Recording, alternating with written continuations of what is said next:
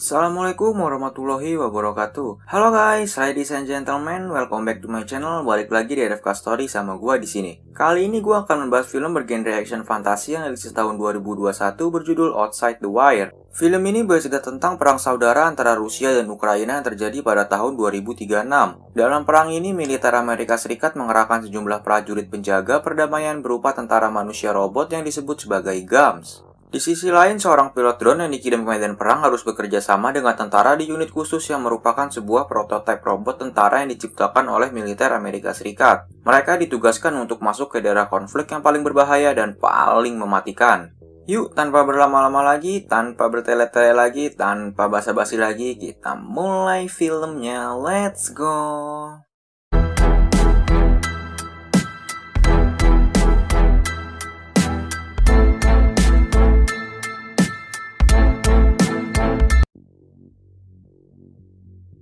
Scene diawali di sebuah medan perang yang dijelaskan bahwa daerah tersebut adalah perbatasan baru tanpa hukum yang dikuasai pemimpin kriminal bernama Viktor Koval. Ia disebut sebagai hantu yang jarang dilihat oleh orang. Untuk melawan kekuatan Koval yang semakin berkembang, Pentagon telah mengerahkan pasukan robotik bernama GAMS untuk menjalankan tugas untuk pertama kalinya.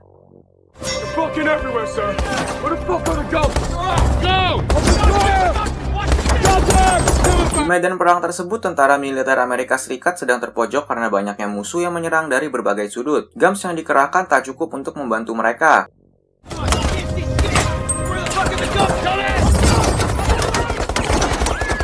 Di sisi lain, dua orang pilot drone bernama Harp dan Bell melihat satu kendaraan truk yang datang dan berpotensi meluncurkan serangan. Harp meminta izin kepada pimpinan pasukan medan perang yang bernama Uladric untuk melakukan serangan udara. Approaching at high speed, potential attack, requesting permission to engage. Permission denied! Two of our men trapped! Over. You heard him! Hold fire till I clear my man! Namun Uladric menolak memberikan izin, karena ada dua orang prajuritnya yang terluka sangat parah. Ia ingin menyelamatkan dua prajuritnya terlebih dahulu.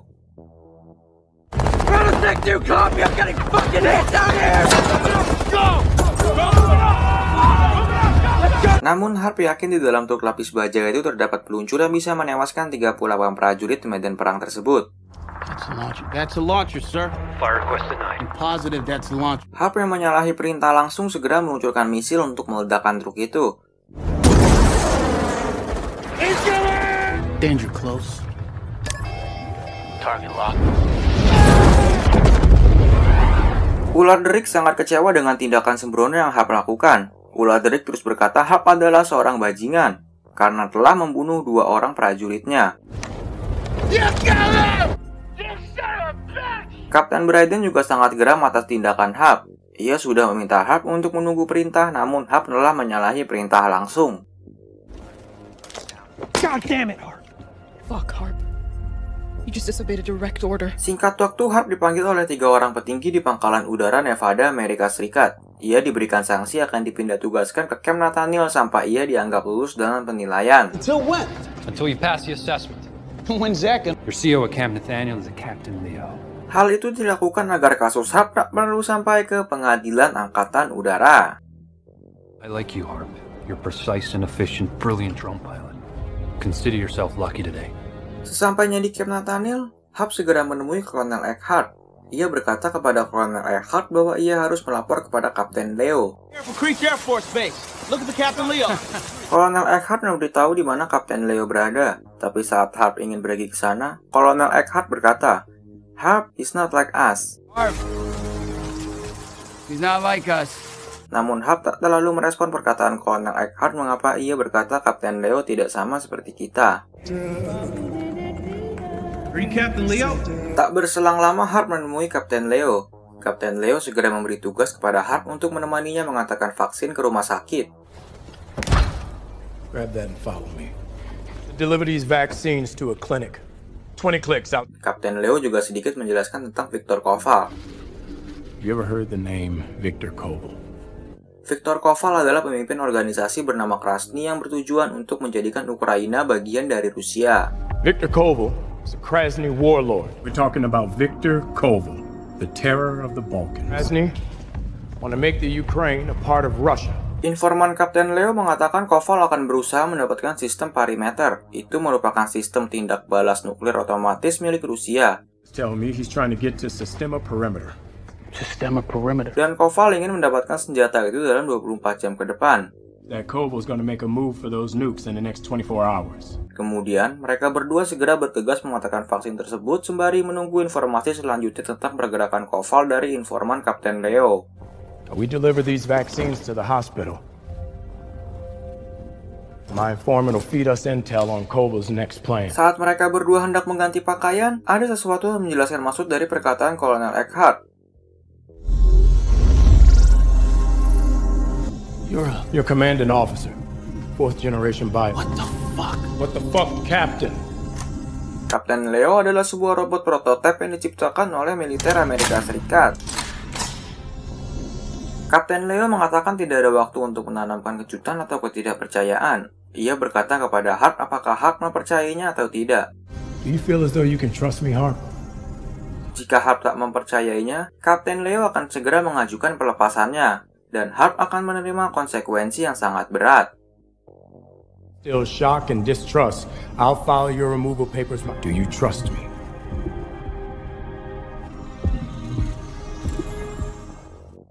Singkat cerita, dalam perjalanan mengatakan vaksin, mereka dihadang oleh sekelompok warga lokal atau Akamsi bersenjata yang sedang menjarah truk suplai bantuan. We have reports from base of 8 drug hit.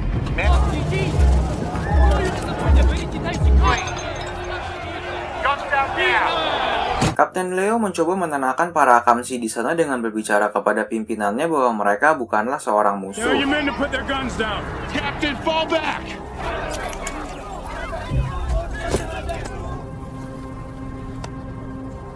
Namun saat keadaan sudah tenang, mereka semua termasuk para Akamsi dihujani peluru secara membabi buta oleh pasukan Koval yang ternyata juga ada di lokasi tersebut.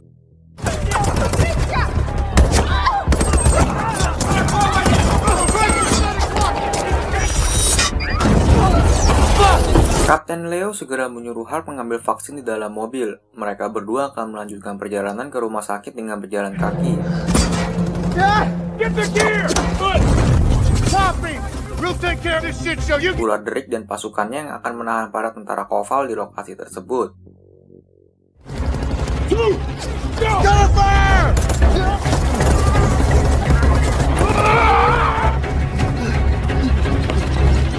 Keep your gun in the holster. It might just keep you alive. Sesampainya di rumah sakit, ada seorang pria penguntit yang mengikuti Leo dan Harp. Ternyata pria tersebut adalah seorang sniper atau seorang penembak jitu.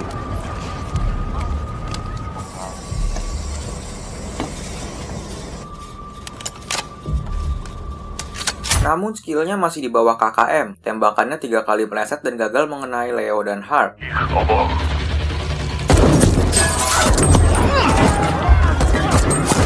Saat ada kesempatan, Leo langsung menembak pria tersebut tepat di bagian arteri bahunya yang membuat pria tersebut tak langsung mati.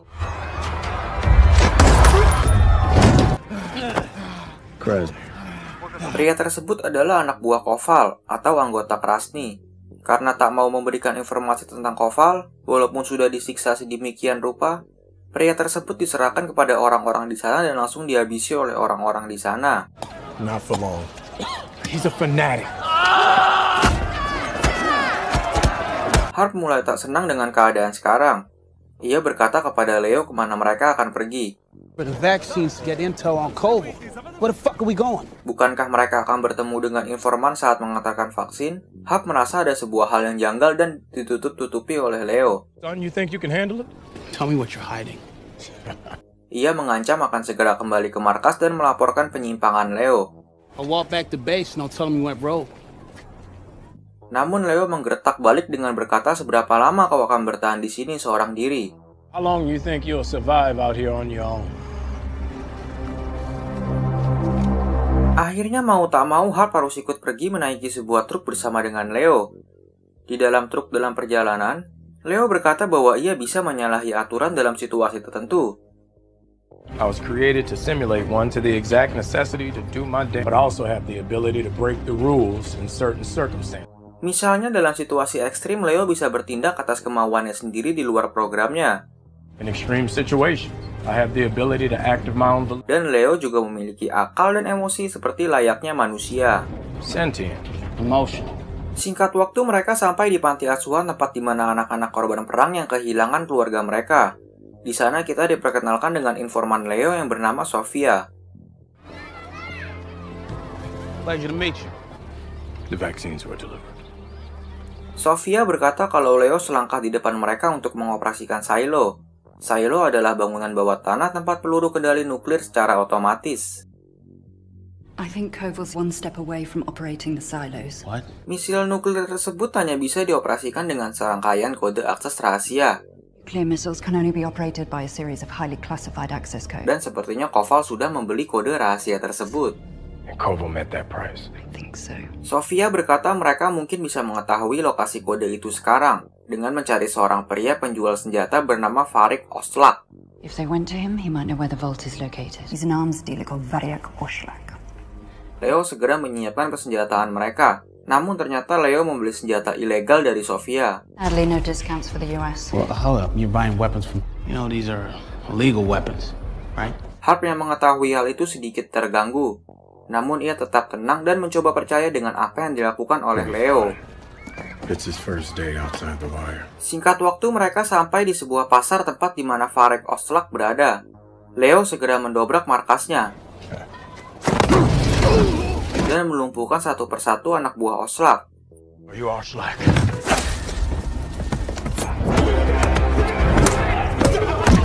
Dan langsung mengejar Oslak yang mencoba kabur. Try that again, or should I fuck you up a little? Okay. Stop. I tell you whatever you want. Did you sell weapons to a Krasny unit? Oslak langsung memberikan semua informasi yang ia tahu tentang Koval kepada Leo. Exo-12. Russian guns. The Dnipro investment. Poziriska Street. Namun walaupun Oslak telah memberikan semua informasi, Sofia tetap menembak kepala Oslak dengan alasan Oslak adalah seorang pengkhianat. Sofia, no! Dan mereka berpisah dengan Sofia di sana. Harp dan Leo segera menuju lokasi yang dikatakan oleh Oslak dengan mengendarai mobil milik Oslak. Di dalam mobil, Leo berkata kalau misi mereka dalam penyelidikan intel perimeter telah dihentikan atau dibatalkan. Our intel investigation into the perimeter is not just cold. Jika ia mengikuti perintah, maka Koval akan menang dan Leo tak mau itu terjadi. Intel would take me offline, leaving Koval to win. Harp bertanya kepada Leo tentang sistem internalnya. Kapan Leo akan dianggap telah melampaui batas? What point does your program shut down? What point are you violating orders? Dan Leo menjawab ketika Harp tak lagi bersamanya. At what point do you cross the line? At the point you're no longer with me. Leo berkata bahwa selama ini yang dilakukannya karena ia meminta pengarahan dari Harp. I requested your deployment because I need your help. Maka dari itu Leo meminta Harp untuk ikut bersamanya, karena Leo beranggapan Harp adalah seorang yang dapat bertindak dengan mengikuti firasat. Following a boarded line and is considered a hunch. If I do it, it's Wait, that means this whole shitty time, I'm the one breaking orders? Namun jika Harp beranggapan ini tak benar, ia dipersilakan melapor dan Harp bisa bebas. But if you don't think it's worth your time, call it in, they'll shut... Hingga pada akhirnya Harp tetap mengikuti Leo setelah Leo terus mencoba meyakinkan Harp. Calling for backup might not be such a bad idea. Sesampainya di lokasi, Leo meminta Harp untuk mencabut pelacak yang terdapat di badan Leo, dengan alasan Rusia memiliki kemampuan untuk mendeteksi sinyal. Something I need you to do for me. Russians have the capability to detect the signal. They put your tracker in your Harp back. yang iya aja segera mencabut mendeteksi sinyal yang terdapat di punggung Leo.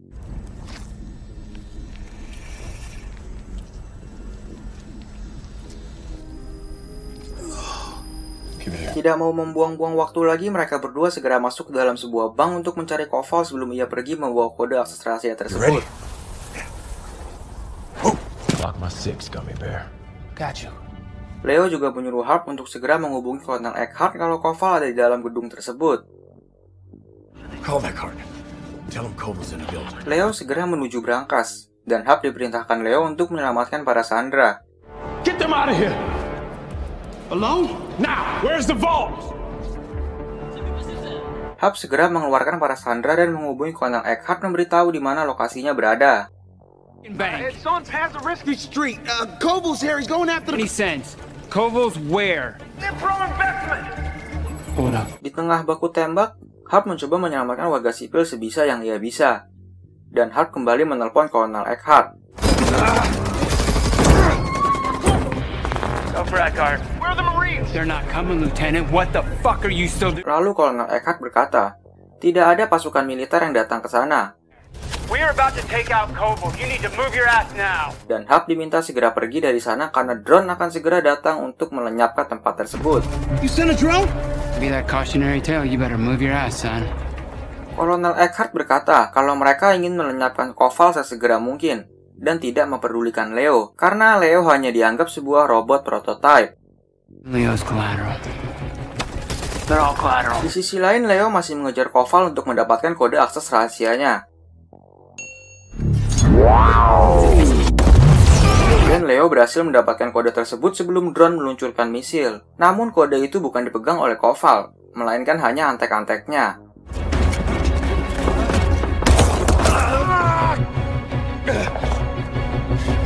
Tak lama drone segera meluncurkan serangan. Hap dan satu orang wanita yang diselamatkan mencoba berlindung dari ledakan dalam sebuah gedung.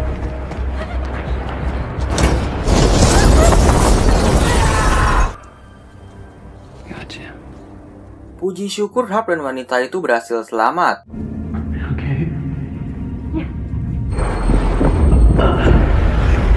Singkat waktu Hap sudah berada di dalam mobil bersama dengan Leo. Tapi kemudian Leo menunjukkan gelagat yang semakin menunjukkan kalau ia adalah seorang robot pembelot.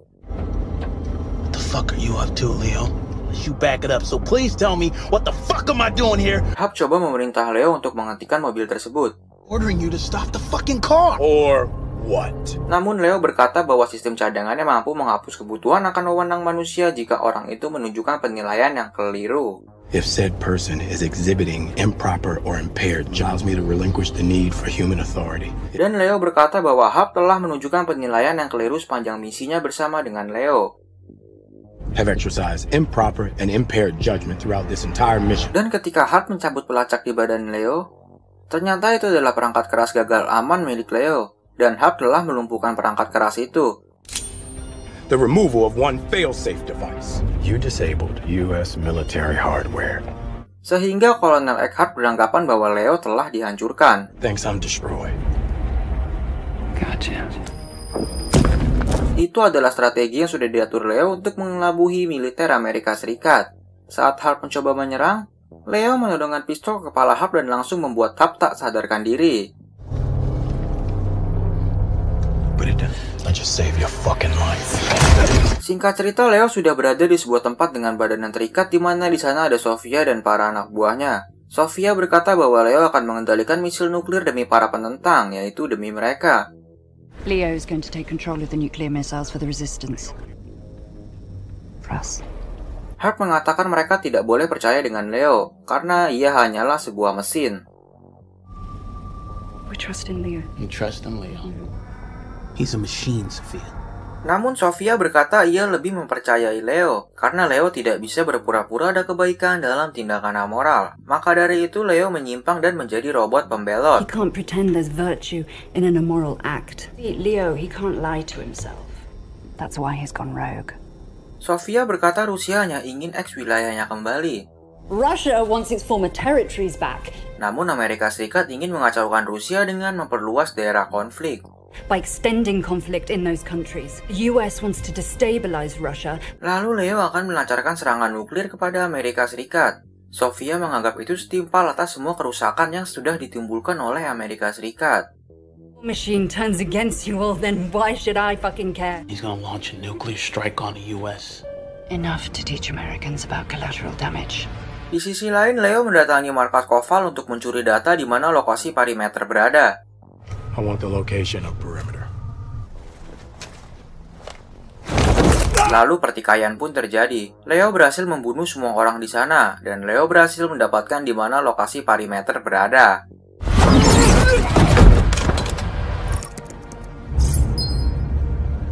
Lalu Hap dibiarkan pergi kembali ke markasnya, karena Sofia beranggapan ini sudah berakhir setelah Leo mendapatkan kode akses rahasia itu. Hap segera melapor kepada Kolonel Eckhart dan Miller atau si ular Drake kalau Leo membelot dan masih hidup atau belum hancur. Leo's alive, sir. Hap mengatakan semua situasinya kepada mereka berdua, dan Hap berkata jujur kalau ia mencabut perangkat keras milik Leo sehingga Leo tidak bisa dideteksi di mana keberadaannya. The signal because I removed this failsafe. Namun Hart berkata ada satu cara melacak di mana keberadaan Leo, dengan melacak mobil milik Oslak yang dikendarai oleh Leo. Oshlak's car. Who the fuck is Oshlak? Hart segera menghubungi Bell untuk meminta Bell melacak mobil hitam yang dikendarai oleh Leo. Bell, it's Harp. Harp? I need information on a black Escalade registration 1209 heading. Stay on it. Copy that. Don't lose him, Bell. Terpantau Leo masuki wilayah sengketa tempat di perbatasan Rusia. Kolonel Eckhart tidak bisa mengirim pasukannya masuk ke sana. I can't send him forces over unverified intel. He's deep in a disputed territory right on the Russian border.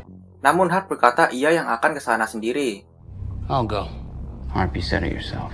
Ia akan bertanggung jawab atas semua kekeliruannya terhadap Leo. Hart meminta Kolonel Eckhart jika ia sudah mengkonfirmasi keberadaan Leo, ia meminta drone untuk meluncurkan misil ke tempat tersebut. Can we drone strike the silos without detonating the warheads? Incendiary rounds. Designed to go through armored vehicles. You should be good to go.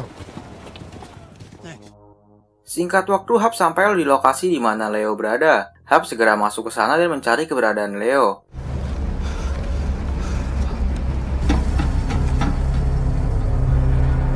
Di sisi lain, Leo sudah mengaktifkan sistem otomatis nuklir tersebut sebelum Hap berhasil menemukannya.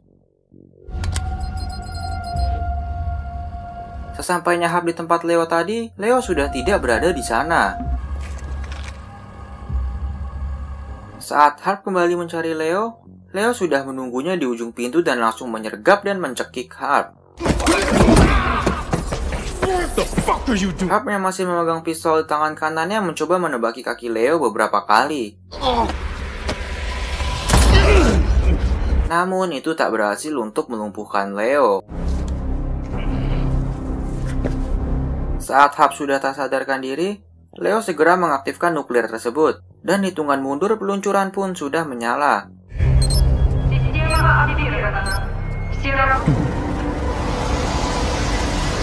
Hap yang mulai sadar segera mengambil senjata yang katanya dibuat untuk menembus kendaraan lapis baja.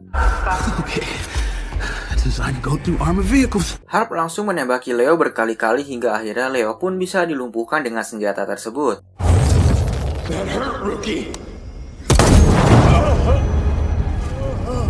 Saat Harp ingin mematikan nuklir itu, Leo berkata itu tidak bisa dihentikan.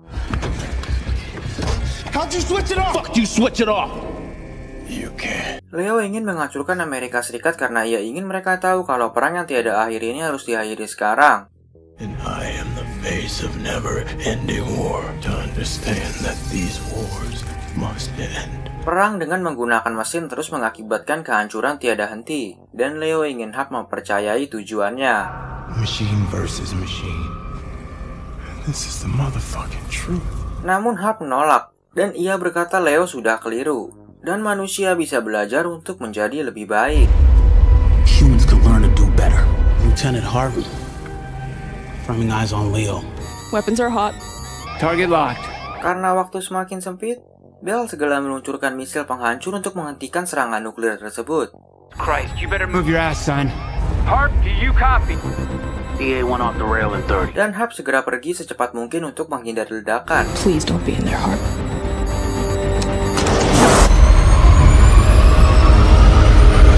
Akhirnya tempat tersebut berhasil diledakkan, Leo pun hancur bersama dengan bangunan itu, dan nuklir pun berhasil dinonaktifkan.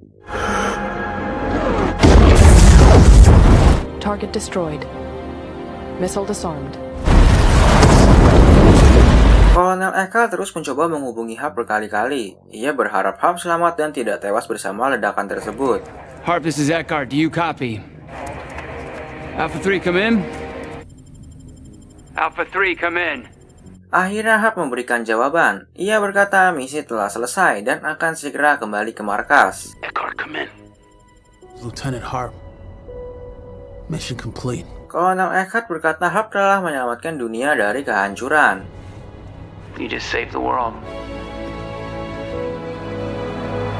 Sampai di sini film pun berakhir. Kolonel Eckhart sudah menghubungi Kapten Bryden kalau Harp bisa segera pulang dan kembali menjadi seorang pilot drone yang lebih baik. You're going home. I already spoke to you, Captain Bryden. Thank you, sir.